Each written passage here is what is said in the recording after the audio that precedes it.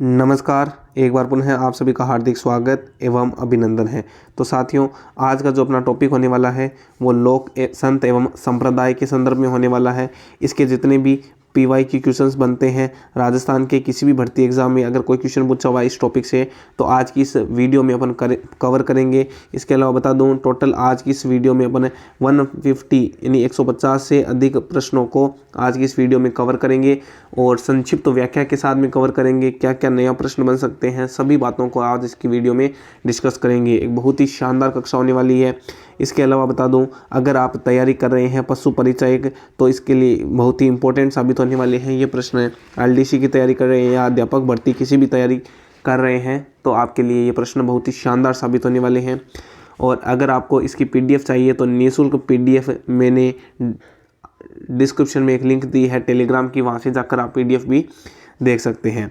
तो करते हैं आज की कक्षा को स्टार्ट। देखिए, आपके सामने जो पहला प्रश्न है, निम्नलिखित में से कौन सा संप्रदाय निर्गुणोपासक नहीं है? निर्गुणोपासक नहीं है तो सही उत्तर हो जाएगा नाथ संप्रदाय। ऑप्शन नंबर 4, नाथ संप्रदाय जो है वो निर्गुणोपासक नहीं है। सेकंड ग्रेड 2011 में पूछा गया प्रश्न। अब क्या है इसका व्याख्या, तो वो भी देखिए। उपासना पद्धति के आधार पर संप्रदायों को दो श्रेणियों में विभक्त किया जाता है। सबसे पहला आता है निर्गुण भक्ति संप्रदाय। इस मत के समर्थक ईश्वर को निराकार एवं निर्गुण परम सत्ता मानकर उसकी भक्ति करते हैं। ये मूर्ति पूजा का विरोध करते हैं अर्थात मूर्ति पूजा नहीं करते हैं। इसमें मुख्यतः विष्णोई, जसनाथी, दादूपंथी, परिणामी, राम स्नेही, निरंजनी, लालदासी, कबीरपंथी संप्रदाय शामिल किए जाते हैं। एक आता है सगुण संप्रदाय। तो जसनाथी, दादू, राम स्नेही ये सभी की सभी निर्गुण हो गया और उसमें पूछा था निर्गुण उपासक नहीं है तो सही उत्तर क्या माना था अपन ने? नाथ माना था। अब आता है सगुण संप्रदाय। इसमें ईश्वर को सर्वस्व मानकर ईश्वर के मूर्त रूप की पूजा आराधना की जाती है। इसमें रामानुज, रामावत, रामनंदी, निम्बार्क, वल्लभ, गौड़िये, नाथ, पाशुपत, निष्कलंकी, मीरादासी, चरणदासी आदि संप्रदाय मुख्य रूप से आते हैं। अगला क्वेश्चन, निम्नलिखित में से कौन सा संप्रदाय निर्गुण भक्ति संप्रदाय नहीं है? तो निर्गुण भक्ति संप्रदाय दादूपंथी तो है, निरंजनी भी है, जसनाथी भी है, लेकिन रामदासी संप्रदाय निगुण भक्ति संप्रदाय नहीं है, सगुण भक्ति है। अगला प्रश्न, शाहपुरा में जिस संप्रदाय की पीठ स्थित है वह है? तो शाहपुरा में राम स्नेही संप्रदाय की पीठ स्थित है। ऑप्शन नंबर 4 राइट हो जाएगा।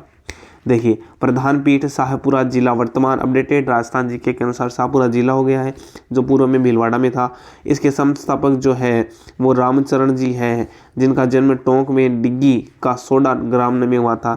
राम स्नेही संप्रदाय की अन्य शाखाएं एवं संस्थापक की अगर बात करें तो एक शाखा निकलती है रेण जो है वो इस शाखा में संत दरियाव जी का जन्म जेतारण ब्यावर जिला नागौर में हुआ। और उसके बाद में सिंहथल शाखा जिसमें हरि रामदास जी है बीकानेर में, और खेड़ापा शाखा संत रामदास जी जोधपुर ग्रामीण में।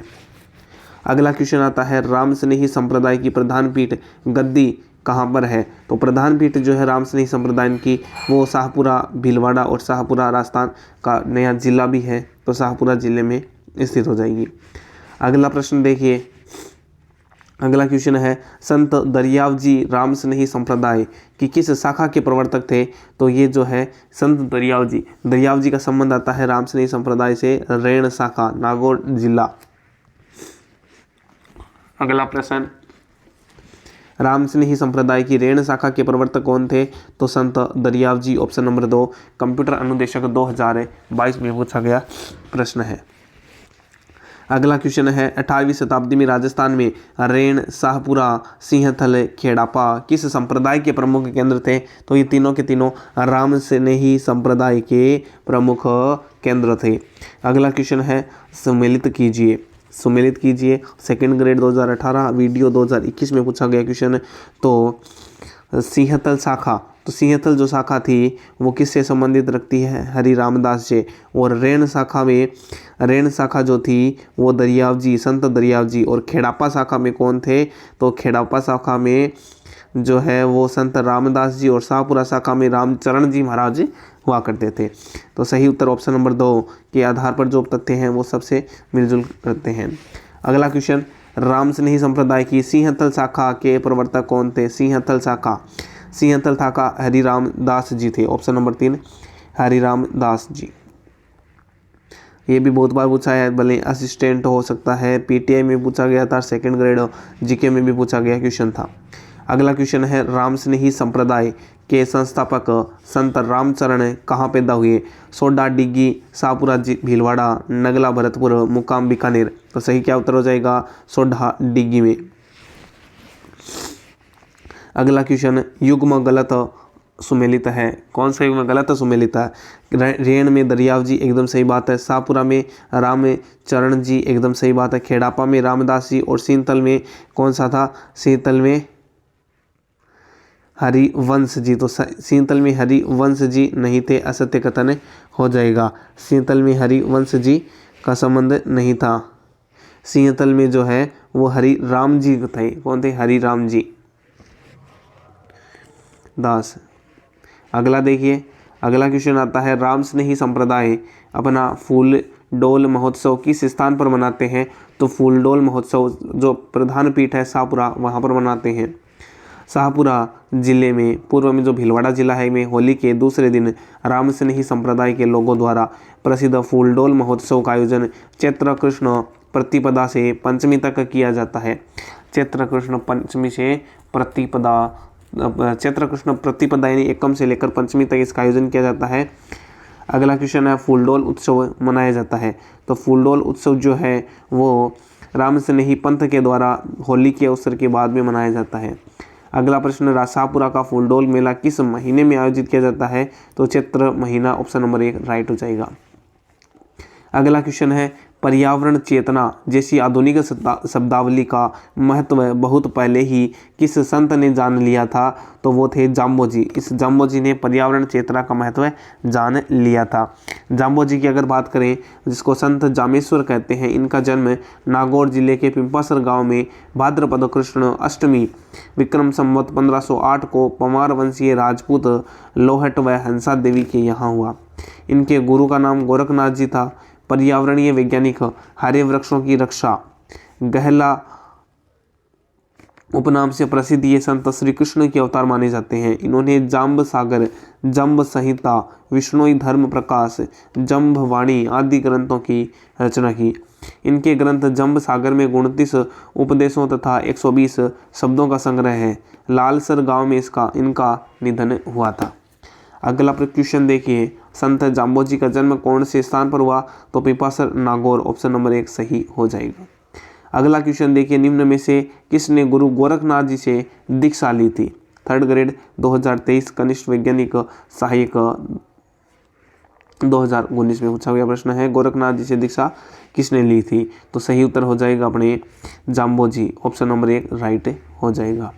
अगला प्रश्न है, किस लोक देवता के माता पिता का नाम हंसा देवी और लोहट जी था? तो माता पिता का नाम हंसा देवी, लोहट जी पवार अपने जाम्बोजी के थे, ऑप्शन नंबर 4। हरे वृक्षों की रक्षा के लिए किस संप्रदाय को जाना जाता है? तो हरे वृक्षों की रक्षा जो है वो विष्णोई संप्रदाय को जाना जाता है।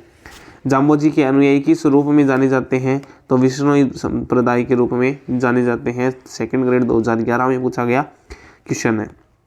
देखिए, जाम्बोजी ने 1485 में बीकानेर की नोखा तहसील के सम्राथल धोरा नामक स्थान पर विष्णोई संप्रदाय की स्थापना की और 29 नियमों पर आधारित होने के कारण इस संप्रदाय को विष्णोई संप्रदाय कहते हैं। अगला जो प्रश्न है, जाम्बोजी ने सम्राथल धोरा बीकानेर में बिश्नोई संप्रदाय की स्थापना की। इस संप्रदाय के अनुयायी कितने नियमों का पालन करते हैं? तो 29 नियमों का पालन करते हैं, ऑप्शन नंबर 4 राइट हो जाएगा। अगला क्वेश्चन है, बीकानेर के निकट सम्राथल को किसने अपना कर्म स्थान बनाया था? तो वो थे जाम्बोजी, इन्होंने कर्म स्थान बनाया था। थर्ड ग्रेड L1 2023 में पूछा गया क्वेश्चन है। अगला क्वेश्चन है, किस समाज सुधारक ने अपने शिष्यों से 29 नियमों का पालन करने हेतु जोर दिया था? तो वो थे अपने जाम्बोजी। अगला क्वेश्चन है, निम्न में से कौन विश्नोई संप्रदाय का संस्थापक या प्रवर्तक थे? तो सही उत्तर हो जाएगा ऑप्शन नंबर 3 जाम्बोजी। अगला प्रश्न, संत जाम्बोजी को समाधिस्थ किया गया था तो कहाँ पर? मुकाम में इनको समाधिस्थ किया गया था, मुकाम ताड़वा नोखा बीकानेर में। देखिए, विश्नोई संप्रदाय की प्रधान पीठ जाम्बोजी का जो समाधि स्थल है जो मुकाम तालवा नोखा बीकानेर में है, जाम्भा फलोदी में, रामड़ावास पिपाड़ जोधपुर ग्रामीण में और जागुल बीकानेर में इस संप्रदाय के अन्य तीर्थ स्थल है। जाम्बोजी के मंदिर और सातरियों में किसी प्रकार की मूर्ति आदि नहीं होती है। लोहावट फलोदी में पैर के निशान है। अगला प्रश्न देखिए, मुकाम प्रसिद्ध है तो मुकाम जो है वो विष्णुइयों के लिए प्रसिद्ध है, जाम्बोजी की समाधि स्थल है। अगला क्वेश्चन, संत जसनाथ जी के बारे में कौन सा कथन सही नहीं है? तो इनका जन्म 1482 बीकानेर के कतरियासर में हुआ था। जसनाथ जी के बारे में तो कतरियासर में हुआ था, सही बात है। कतरियासर में इन्होंने 12 वर्ष तक साधना की थी, गलत बात है। और 1506 में इन्होंने कतरियासर में समाधि ले ली थी, ये भी बात सही है। और इनके उपदेश सिंधु धड़ा व कोड़ा नामक ग्रंथ में संग्रहित है, ये भी बात सही है। इसका मतलब 12 वर्ष तक इन्होंने साधना नहीं थी, तपस्या की थी, साधना नहीं की थी, तपस्या की थी। संत जसनाथ जी का जन्म 1482 ईस्वी विक्रम संवत 1539 में बीकानेर जिले के कतरियासर गांव में हमीरजी जाट एवं रूपादे के यहाँ कार्तिक शुक्ल एकादशी को हुआ। जाम्बोजी के समकालीन संत जसनाथ जी के गुरु गोरखनाथ थे। इनसे प्रभावित होकर दिल्ली सुल्तान सिकंदर लोदी ने इन्हें कतरियासर में जमीन दी। यहाँ के गोरखमाड़िया नामक स्थान पर इन्होंने 12 वर्ष तक तपस्या की थी और इन्होंने कतरियासर में जीवित समाधि ली, जो इस संप्रदाय का मुख्य धाम माना जाता है। इन्होंने ज्ञान मार्ग की जसनाती सिद्ध संप्रदाय का प्रवर्तन कर के लिए 36 नियम निर्धारित किए। इनके उपदेश सिंधु धड़ा कोड़ा ग्रंथ में संग्रहित है। अब देखिए, अगला जो प्रश्न है, सिंधु धड़ा और कोड़ा ग्रंथ के में किस संप्रदाय के उपदेश है? तो सही उत्तर हो जाएगा, सही उत्तर क्या हो जाएगा? ऑप्शन नंबर 3 जसनाती संप्रदाय। अगला प्रश्न, जसनाती संप्रदाय की उत्पत्ति किस रियासत राज्य में हुई? तो वो था अपना बीकानेर रियासत राज्य। अगला प्रश्न, जसनाती संप्रदाय के नियमों की संख्या है? तो 36 नियम है जसनाती संप्रदाय में। अगला प्रश्न, निम्नलिखित में से कौन सा जसनाती संप्रदाय का प्रमुख केंद्र है? तो कतरियासर के अंदर बीकानेर। अगला क्वेश्चन, जसनाथ राजस्थान के कौन से प्रसिद्ध संत बीकानेर में कतरियासर से संबंधित है? तो सिद्ध जसनाथ, ऑप्शन नंबर 2। अगला प्रश्न है, लिखमादेश्वर, पुनरासर, मालासर किस संप्रदाय की उपपीठें हैं? तो ये सभी की सभी जसनाती संप्रदाय की उपपीठें हैं या हाँ जी। अगला प्रश्न, उसमें कथन देखिए, जसनाती संप्रदाय की जो कतरिया स्थित प्रमुख पीठ के अलावा जसनाथ जी के शिष्यों ने कई स्थानों पर इस संप्रदाय की जो स्थान है, जिसको उपपीठ या छोटी पीठ कहते हैं, स्थापित की, जिसमें बमड़ू गांव बीकानेर में हरोजी द्वारा, लिखमादेश्वर बीकानेर में हंसोजी के द्वारा और पूर्णरासर बीकानेर में हालोजी पालोजी के द्वारा स्थापित, मालासर बीकानेर में टोडर जी द्वारा स्थापित, पांचड़ा सिद्ध में नागौर में जो है वो बायत जी द्वारा स्थापित है। और इन पीठों की गादी पर बैठने वाले प्रमुख संत सिद्ध कहलाते हैं। अगला प्रश्न है, बमड़ू, लिखमादेश्वर, पांचड़ा सिद्ध किस संप्रदाय से संबंधित है? तो ये सभी जसनाती संप्रदाय से संबंधित है, ऑप्शन नंबर 4।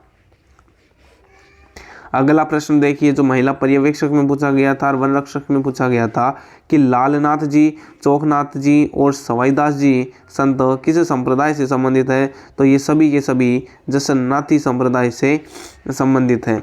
जसनाती जाट के प्रारंभिक अनुयायियों में हारोजी जियोजी प्रमुख थे। लालनाथ जी, चौकनाथ जी और सवाईदास जी आदि संप्रदाय के प्रमुख संत हैं। अगला क्वेश्चन है, मध्यकालीन मेवात के प्रसिद्ध संत थे? तो मध्यकालीन मेवात के जो प्रसिद्ध संत थे, इनका नाम आता है लालदास जी। बहुत बार क्वेश्चन पूछा गया है, patwari, second grade, ARO, RAS, CET और लेब असिस्टेंट, इनमें पूछा गया क्वेश्चन है। तो मध्यकालीन मेवात के जो प्रसिद्ध संत हुए हैं वो लालदास जी हुए हैं। अगर बात करें इनकी दुलोत गोत्र के मेव मुसलमान लकड़हारे के संत लालदास जी का जन्म 1540 ईस्वी में अलवर जिले के धौड़ीधूव नामक स्थान पर हुआ। इनके पिता चांदमल, माता समदा, गुरु गद्दन चिश्ती थे। इनकी मृत्यु भरतपुर रियासत के नगड़ा नामक स्थान पर हुई और इनकी समाधि शेरपुर अलवर में है। गद्दन चिश्ती की प्रेरणा से लालदासी संप्रदाय की स्थापना की, जिसकी प्रधान पीठ नगड़ा भरतपुर में है। अलवर भरतपुर जिले की मेव जाति में इनकी अधिक मान्यता है। सांप्रदायिक शब्द भावना के प्रतीक लालदास जी मुसलमान होते हुए भी राम भक्त थे। इन्होंने ईश्वर को, ब्रह्मा को राम नाम से पुकारा। अगला क्वेश्चन है, निम्नलिखित में से किस संप्रदाय के अनुयायी मेव भी है? तो वो है लालदासी संप्रदाय के जो अनुयायी है वो मेव कहलाते हैं। अगला प्रश्न है, धौलीधूव नाम ग्राम किस संप्रदाय से संबंधित है? तो ये ग्राम लालदासी संप्रदाय से संबंधित है। अगला प्रश्न देखिए, निम्नलिखित संतों में से कौन जन्म से मुसलमान था? तो वो था लालदास जी जन्म से मुसलमान था, लेकिन ईश्वर पर इन्होंने अन्य प्रेम प्रस्तुत किया था। अगला प्रश्न देखिए, संत लालदास के लिए अच्छी तरह से जाने जाते हैं। ये सांप्रदायिक सद्भावना के लिए अच्छी तरह से जाने जाते हैं। हिंदू मुस्लिम एकता के संदर्भ में इनको जाना जाता है। अगला प्रश्न है, नगला पीठ किस संप्रदाय से संबंधित है? तो लालदासी संप्रदाय की जो पीठ है वो नगला पीठ भरतपुर। अगला प्रश्न है, चरणदासी संप्रदाय की प्रधान पीठ एवं संत चरणदास जी की समाधि कहाँ पर है? तो चरणदास जी की समाधि दिल्ली के अंदर है, वो प्रधान पीठ भी दिल्ली में है। चरणदास जी, जिनका प्रारंभिक नाम रणजीत था, का जन्म अलवर के डेहरा राजस्थान में। इनकी प्रमुख पीठ डेहरा में प्रमुख पीठ, प्रधान पीठ नहीं है, नामक स्थान पर भाद्रपद शुक्ल तृतीया विक्रम संवत 1760 को मुरलीधर व कुंजो देवी के यहाँ पर हुआ। इनके गुरु शुक्रदेव मुनि थे और इनका समाधि स्थल दिल्ली में स्थित है। इन्होंने चरणदासी संप्रदाय की स्थापना की। चरणदास जी सगुण व निगुण दोनों के रूप में ब्रह्मा की उपासना करते थे। ये पीले वस्त्र धारण करते थे। ज्ञातव्य है कि इन्होंने नादिर शाह के आक्रमण की भविष्यवाणी की थी। दयाबाई और सहजोबाई इनकी प्रमुख शिष्याएं थी। अब प्रश्न यहाँ से उठ जाता है और उठा भी था, दयाबाई सहजोबाई का संबंध किसकी शिष्याएं थी? और मुख्यतः चरणदासी संप्रदाय का मेवात क्षेत्र एवं दिल्ली में प्रभाव है। इस संप्रदाय के 42 नियम हैं। इनके ग्रंथ ब्रह्म ज्ञान सागर, ब्रह्म चरित्र, भक्ति सागर, धर्म जहाज, भक्ति पदार्थ और नासकेत लीला, ज्ञान स्वरोदय है। अगला प्रश्न देखिए, नारी संत दयाबाई शिष्या थी, तो ये चरणदास जी की शिष्या थी। ऑप्शन नंबर 1 राइट हो जाएगा। अगला प्रश्न, संत चरणदास राजस्थान के किस जिले से संबंधित है? तो ये अलवर जिले से संबंधित है। अगला प्रश्न, धर्म जहाज, भक्ति पदार्थ एवं नासकेत लीला रचनाएं किन में से किस संत की है? तो सही उत्तर हो जाएगा अपना Charandas. Option number 4 first grade Sanskrit education 2022 में पूछा गया क्वेश्चन है। अगला प्रश्न, सहजोबाई का गुरु कौन था? तो ये चरणदास जी माने जाते हैं। अगला प्रश्न, हरनावा गांव किस संत से जुड़ा हुआ महत्वपूर्ण स्थल है? रानाबाई से। अब रानाबाई के बारे में देखें, रानाबाई हरनावा, रानाबाई का संबंध आता है डीडवाना कुचामन जिला, जो पूर्व में नागौर था, के परबतसर तहसील में एक गांव पड़ता है हरनावा। इस गांव में 1504 में को एक जाट किसान परिवार में जन्म लिया था रानाबाई ने। रानाबाई निकम्बाचार्य परशुराम के संपर्क में आकर कृष्ण भगत हो गई। वृंदावन मथुरा गई, वहाँ से गोपीनाथ की मूर्ति लाकर हरनावे में स्थापित की। तो राजस्थान की दूसरी मीरा इनको कहा जाता है, रानाबाई को। और रानाबाई 66 वर्ष की उम्र में हरनावा गांव में फाल्गुन शुक्ल त्रयोदशी को 1517 में उन्होंने जीवित समाधि ली थी। अगला प्रश्न, राजस्थान की दूसरी मीरा संत रानाबाई का जन्म कहाँ हुआ था? तो इनका जन्म हरनावा, नागौर वर्तमान में कुचामन डीडवाना जिले में इनका जन्म हुआ था। अगला प्रश्न देखिए, राजस्थान में वल्लभ संप्रदाय का प्रमुख धार्मिक स्थल है। तो वल्लभ संप्रदाय का जो प्रमुख धार्मिक स्थल है वो है नाथ द्वारा। ऑप्शन नंबर 3 राइट हो जाएगा। वल्लभ संप्रदाय की बात करें तो वल्लभ संप्रदाय के प्रवर्तक वल्लभाचार्य माने जाते हैं। इनकी प्रधान पीठ राजसमंद जिले के नाथद्वारा में स्थित है। यहाँ भगवान कृष्ण के विविध स्वरूपों की सेवा की जाती है। इस सेवा पद्धति में 7 प्रकार के दर्शन होते हैं: मंगला, ग्वाल, राजभोग, उत्थापन, भोग, आरती, शयन रूप में ऐसी ही 7 रंगी ध्वजाएं हैं। वल्लभ संप्रदाय के मंदिर को हवेली एवं दर्शन को झांकी और ईश्वर की कृपा को पुष्टि कहा जाता है। वल्लभाचार्य के पुत्र व उत्तराधिकारी विठल नाथ ने अष्टछाप कवि मंडली का गठन किया। अगला आप देखिए, अगला जो सुमेलित कीजिए क्वेश्चन है, तो द्वारकाधीश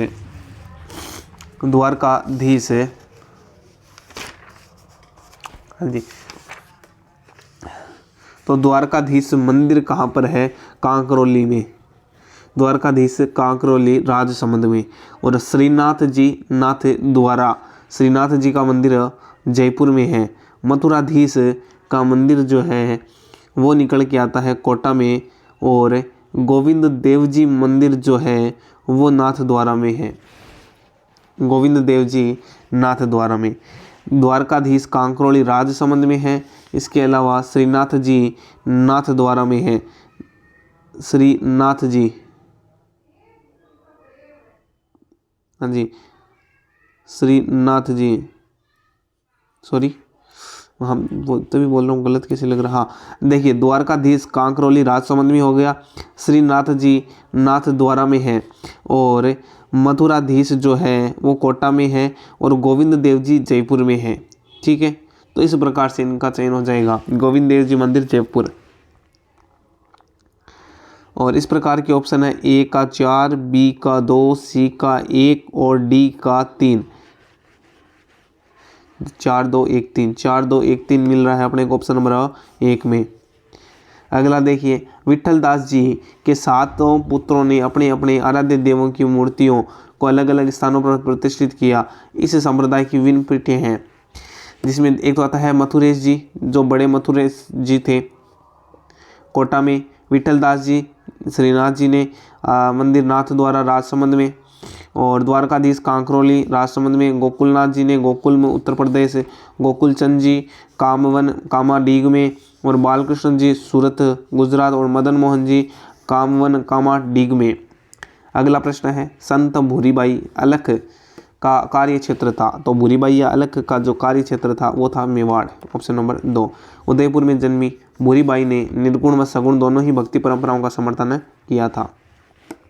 अगला प्रश्न है, मीराबाई के पिता कौन थे? तो मीराबाई मेड़तिया पिता रतन सिंह थे। अगला देखिए, 16वीं शताब्दी में मीराबाई, जिसके बचपन का नाम क्या था? पेमल है, जन्म कुड़की नागौर परगणे वर्तमान में ब्यावर जिले की जेतारण तहसील में हुआ। इनके पिता रतन सिंह थे। मीराबाई के पति भोजराज थे, राणा सांगा के बड़े पुत्र थे। कुछ समय पश्चात मीराबाई द्वारका चली गई। वहीं रणछोड़ जी के मंदिर में भगवान कृष्ण की भक्ति में अपना शेष जीवन व्यतीत किया था। अगला प्रश्न देखिए, मीराबाई सदी की कवयित्री थी। तो मीराबाई किस सदी की कवयित्री थी? मीराबाई जो है वो 16वीं सदी की कवयित्री थी। अगला प्रश्न, निम्न में से कौन सा मीराबाई का जन्म स्थान है? Kudki Nagaur, option number 1। अगला प्रश्न, कवयित्री मीराबाई के पति का नाम क्या था? तो पति था भोजराज। अगला प्रश्न, मीरा ने अपना अंतिम समय किस स्थान पर बिताया था? तो द्वारका में अपना अंतिम समय बिताया था। दासी मत का संबंध किससे है? तो दासी मत मीराबाई, मीरापद के पद हरजस कहलाते हैं। मीराबाई को राजस्थान की राधा कहा जाता है। यद्यपि मीराबाई ने किसी संप्रदाय की स्थापना नहीं की, किंतु कालांतर में इनके अनुयायी ने मीरादाई संप्रदाय के नाम से जाने लग गए। अगला जो क्वेश्चन है, राजस्थान के किस संत द्वारा सत्यभामाजी रोशनों की रचना की थी? तो वे थे मीराबाई ने। मीराबाई ने गीत गोविंद की टीका, राग गोविंद पदावली नरसिंहजीरो मायरो, मीराबाई के निर्देशन में ब्रज भाषा में रत्ना खाती ने लिखा था नरसिंहजीरो मायरो, सत्यभामा रोसणु नामक ग्रंथों की इन्होंने रचना की थी। अगला जो आता है प्रश्न कि निम्नलिखित में से कौन सी रचना मीराबाई की है, तो वो हो जाएगी पदावली। अगला प्रश्न, संत पिंपा के अनुयायी अनुसार मोक्ष का साधन है, तो मोक्ष का साधन भक्ति है। पिंपा जी, इनका जो जन्म हुआ था 1425 में गागरोन में हुआ। ये रामानंद के शिष्य थे। इन्होंने राजपाट त्याग कर संतों की सेवा की। बाड़मेर के समदड़ी नामक स्थान पर इनका भव्य मंदिर है। पिंपा जी ने गागरोन गढ़ का प्रबंध संभालते हुए सुल्तान फिरोज शाह तुगलक को युद्ध में पराजित किया। दर्जी समुदाय संत पिपा को अपना आराध्य मानता है। संत पिपा जी का कहना था कि भक्ति बिना मुक्ति नहीं। अगला प्रश्न, राजस्थान के किस संत और रामानंद के शिष्य ने अपने राज्य को त्याग कर गुरु मंडली में सम्मिलित हुए, तो वो हो जाएगा अपने पिपा जी। अगला प्रश्न है, संत पिपा जी का जन्म स्थान किस जिले में है या कौन सा है, तो गागरोन में। अगला क्वेश्चन है, पिपा जी के गुरु कौन थे, तो रामानंद जी गुरु थे। एक शासक एवं संत पिपा किस स्थान से संबंधित थे, एक शासक और संत पिपा गागरोन से संबंधित है। ऑप्शन नंबर 4 राइट हो जाएगा। अगला प्रश्न, निम्न में से कौन गागरोन के राजपूत शासक थे, तो संत पिपा जी। Option number 2। अगला प्रश्न, संत पिपा की गुफा कहाँ है, टोडा में। टोडा में इनकी गुफा बनी हुई है। देखिए, पिंपा जी जिसको प्रताप सिंह जी खिंची कहा जाता है कि गुफा टोडा में, ग्राम केकड़ी जिला, और पिपा जी की छतरी गागरोन झालावाड़ में, और पिपा जी का मंदिर बालोतरा जिले में समदड़ी लूणी नदी के किनारे है। और राजस्थान हाईकोर्ट के निर्णय में पिपा जी की गुफा का अंतिम उत्तर टोडा रायसिंह ही माना गया है। गुफा का अंतिम उत्तर टोडा रायसिंह नगर ही माना गया है।